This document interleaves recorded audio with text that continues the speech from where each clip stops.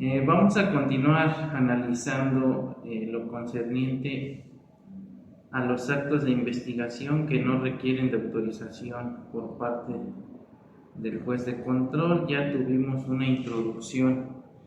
en relación a lo que son las técnicas y propiamente los actos de investigación. Asimismo establecimos que por una falta de técnica jurídica el legislador confunde propiamente lo que son las técnicas de investigación con los actos y por ende se limita a darnos un listado de aquellos actos que requieren de control judicial o autorización por parte del juez de control y aquellos que no requieren de un control judicial. Bajo ese contexto estuvimos analizando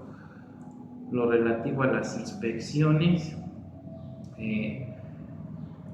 ya sea la inspección como género y lo que es propiamente la inspección de las personas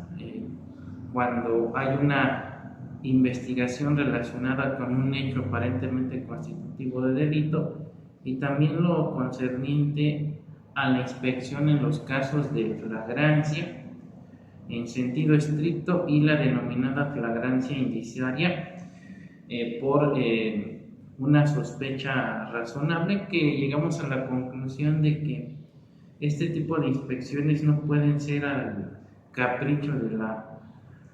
autoridad, en este caso lo que son las policías, sino que tiene que haber una sospecha razonable, es decir, debe haber información bastante y suficiente para presumir fundadamente que una persona participó en la comisión de un hecho aparentemente constitutivo de delito, pero además se tiene que seguir una serie de protocolos y ciertos niveles de intervención dependiendo de cómo reaccione en su caso la persona que va a ser objeto de dicha inspección, donde incluso sí puede haber hasta un sometimiento por parte del elemento de policía cuando la persona pudiera incluso traer dentro de sus ropas algún arma que pudiera poner en peligro no solo a los elementos de la policía, sino a la sociedad en general. Bien, vamos a analizar el día de hoy en particular lo relativo al levantamiento e identificación de cadáveres. Este es un acto de investigación que no requiere de control judicial y está normado por lo dispuesto por el artículo 271 del Código Nacional de Procedimientos Penales, el cual en forma expresa dispone lo siguiente. Dice, artículo 271, levantamiento e identificación de cadáveres, dice, en los casos en que se presuma la muerte por causas no naturales, además de otras diligencias que sean procedentes, se practicará, fracción primera, la inspección del cadáver, la ubicación del mismo y el lugar de los hechos, fracción segunda, el levantamiento del cadáver, fracción tercera, el traslado del cadáver, cuarta, la descripción y peritajes correspondientes, o fracción quinta, la exhumación en los términos previstos de este código y demás disposiciones aplicables. Dice, cuando de la investigación no resulten datos relacionados con la existencia de algún delito, el Ministerio Público podrá autorizar la dispensa de la necropsia. Si el cadáver hubiese sido inhumado, se procederá a exhumarlo en los términos de este código y demás disposiciones aplicables. En todo caso, practicada la inspección o la necropsia correspondiente, se procederá a la sepultura inmediata, pero no podrá incinerarse el cadáver. Cuando se desconozca la identidad del cadáver, se efectuarán los peritajes idóneos para proceder a su identificación. Una vez identificado, se entregará a los parientes o a quienes invoquen título o motivo suficiente previa autorización del Ministerio Público, tan pronto la necropsia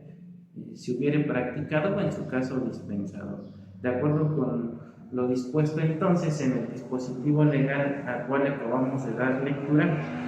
se desprende entonces que el levantamiento o identificación del cadáver va a consistir entonces en una inspección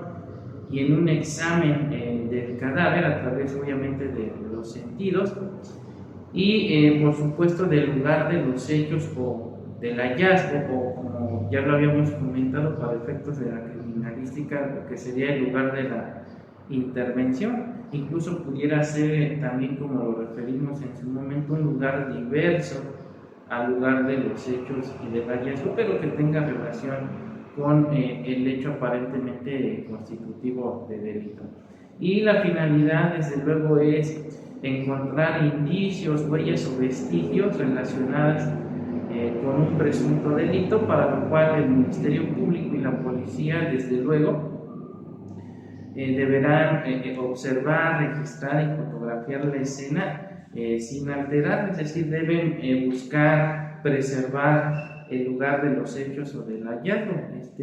Bajo la anterior tesitura, entonces, las autoridades encargadas de la investigación deberán auxiliarse en primer momento de peritos, ya sea en criminalística de campo, fotografía, planimetría, en química forense, todo dependiendo de cómo se hubiese llevado a cabo el hecho, y sobre todo cuando se presuma que la muerte, en este caso, fue causada de manera violenta, es decir, no natural, ya que en caso contrario, después de haberse realizado la inspección del lugar de la intervención y en su caso expedido el certificado médico de defunción, se llega a la conclusión de que la persona murió, por ejemplo, por causas naturales, como pudiera ser derivado de alguna enfermedad, ejemplo, un paro cardíaco, pues desde luego entonces se podrá dispensar incluso lo concerniente a la necropsia. Pero si hay presunción de que la conducta tiene que ver con un hecho delictivo, pues ya dependerá de cómo se haya realizado el mismo, para ver qué tipo de especialistas o de periciales se tienen que practicar para llegar al esclarecimiento de los hechos. Ahora bien, facilitando desde luego lo que es la práctica y desahogo de la inspección del cadáver, se tiene que desde luego describir la posición y la orientación en que se encontró